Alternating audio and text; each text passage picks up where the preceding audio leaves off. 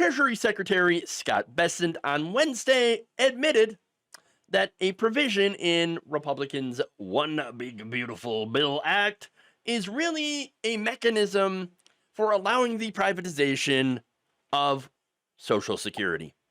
And here we go. Now, speaking at a policy event hosted by Breitbart, Bessent touted the so-called Trump accounts. They literally have in the bill Trump accounts. Of course, because putting his name on something crappy is a Trump thing. Classic. Now, these accounts are available to all U.S. citizen children starting next July under the Big Beautiful Bill signed by the president earlier this month. In a way, he said, quote, "It is a backdoor way for privatizing Social Security." And there it is. And there it is. He said that the Trump accounts consist of a one-time deposit of $1,000 from the federal government for all children born in the U.S. from 2025 to 2028. Parents and others will be able to contribute up to $5,000 per year until that child turns 18. Oh, wouldn't that be great if you could actually afford to put money in there? A lot of people can't. The reality is we are in the middle of a massive retirement crisis. It's not coming. It's already here. Only about half of all American households even have retirement accounts. That's it. And that's according to the Federal Survey of Consumer Finances.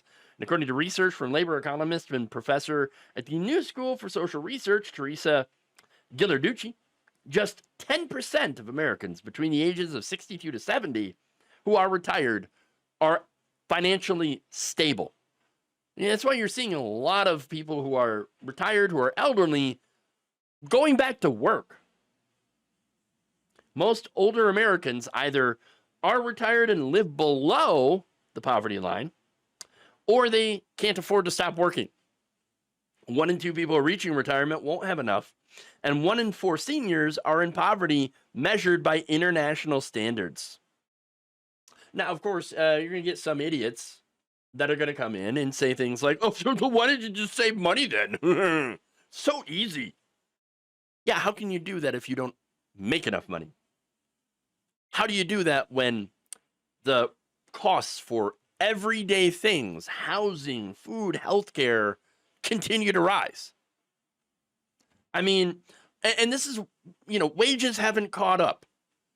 Okay, wages are stagnant. Wages continue to be too low for too many people. You can't save retirement. You can't save for retirement if you spend all of your money on the essentials that continue to cost more and more and more each year. That's the problem. Look, Ghilarducci also says that the retirement savings crisis is not the fault of individuals that, oh, you bought too much avocado toast or having too many lattes or whatever.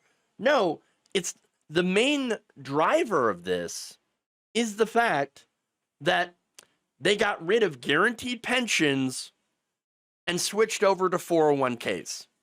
That's it.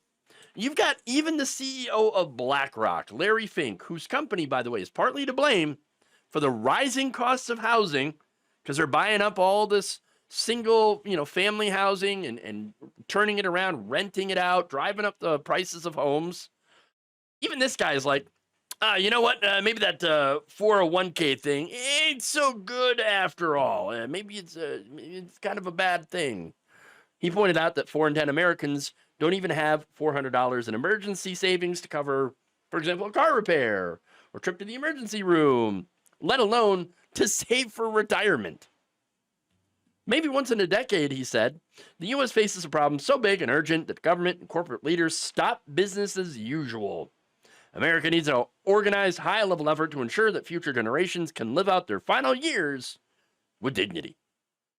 Okay, yes, okay, I agree with that. But at the same time, perhaps, Larry Fink, you could stop being, I don't know, evil, okay, and actually help with that by not having your company buy up all the homes and drive up home prices. That would be great. I mean, you reduce the pressure of people you reduce the cost of housing here, and you get rid of that pressure, and perhaps people will actually have some money left over to put into their retirements.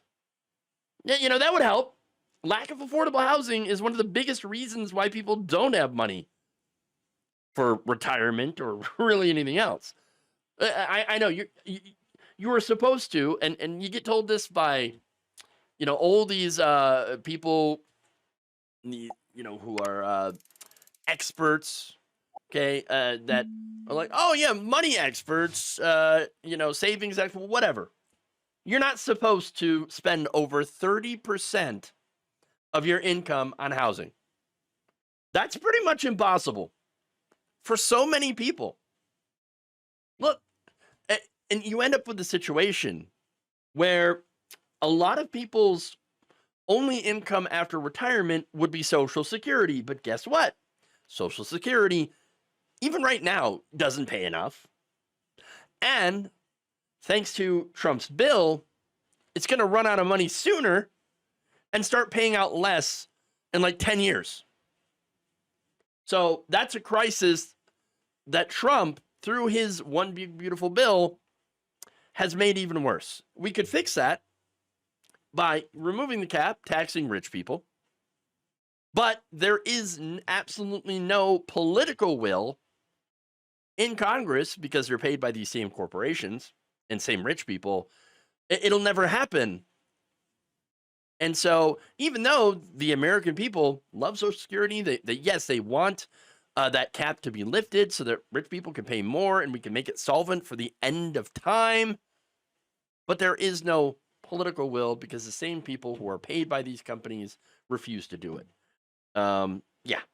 And look, Trump's bill obviously hurt Social Security. And now Bessent is admitting that, yeah, that was one of the goals. We wanted to set up a backdoor to kill it. And there you go. Critics jumped in on this, of course. Nancy Altman, president of the advocacy group Social Security Works, said this, quote, "So much for Donald Trump's campaign promise to protect Social Security. First, he gave Elon Musk the power to gut SSA, which is having its own disastrous impacts. Now, Trump's Treasury Secretary said the quiet part out loud. He's bragging about the administration's goal to privatize Social Security. First, they are undermining public confidence in Social Security by making false claims about fraud, which is virtually non-existent, and wrecking the system's service to the public. Then, once they have broken Social Security, they will say that Wall Street needs to come in and save it. It's a terrible idea. I couldn't agree more. Unlike private savings, Social Security is a guaranteed earned benefit that you can't outlive. It has stood strong through wars, recessions, and pandemics. The American people have a message for Trump and Bessent: keep Wall Street's hands off our Social Security." There's more. Alliance for Retired Americans Executive Director Richard Fiesta said that Bessent let the cat out of the bag. The administration is coming for Social Security. Exactly. We're not surprised, but we are alarmed because this administration has already taken multiple steps to weaken and dismantle Social Security. And he highlighted of course, the weakening of the SSA, the false fraud claims, and the massive tax cuts to the rich and corporations under this bill that experts say will hasten Social Security trust funds insolvency. Accountable US called Bessent's remarks a shocking confession, which I don't find at all shocking. This is something that we've known that they've been trying to do for pretty much the entire lifetime of Social Security. Republicans, conservatives, and business interests have been trying to kill it. Now it seems like they've actually found a way. Used to be the third rail, the sacred cow. Now they're coming after that cow. Okay? They got a shotgun. They're coming for it. Now, Accountable U.S. Director Tony Kark said in a statement, quote, "Despite their repeated claims they wanted to protect Social Security, the Trump administration said the quiet part out loud. The big ugly betrayal is a backdoor way to privatize Social Security. Once again, the administration is risking the financial security of millions of Americans in order to protect the system rigged in the favor of big corporations and billionaires." And that's it. That's who this administration works for. They work for corporations and the wealthy. They work for their donors. And here's the thing, okay? These companies will soon have a large pool of desperate seniors that will have to work to survive because they can't afford to retire. That's it. Obviously, that is going to make it harder for other people to get jobs. It's going to ensure that we have a race to the bottom when it comes to wages. And that's the ultimate goal, to save money on labor. Remember, taking away a dignified retirement is their way to ensure higher profits. And that's because the biggest expense for business happens to be labor. And at this moment, look, it looks like they're going to get it. This is the Gilded Age all over again. But this time with Bitcoin, AI, and an orange con artist that is running the government. Thank you for watching. If you enjoyed this video, please like, share, subscribe, hit the bell icon in order to get notified whenever a new video is released. And if you want to support independent, progressive media through this difficult time where it seems like everybody is shutting down, you can become a member on our YouTube page, you can become a subscriber on Facebook, or you can go to my Patreon. It's patreon.com/Jeff Waldorf. Thank you.